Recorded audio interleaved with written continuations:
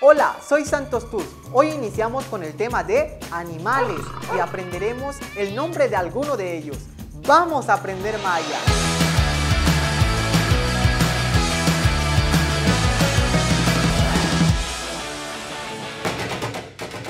Animales.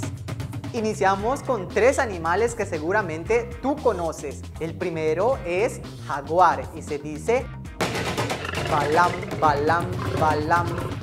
El segundo de ellos es perro. Seguramente tú tienes un perrito en casa y en maya se dice pec, pec, pec. Y el último de hoy es gatito. ¿A quién no le gustan los gatitos? Y se dice de la siguiente manera: mis, mis, mis. Estos fueron algunos de los animales más conocidos. Durante la siguiente semana aprenderemos más animales en maya.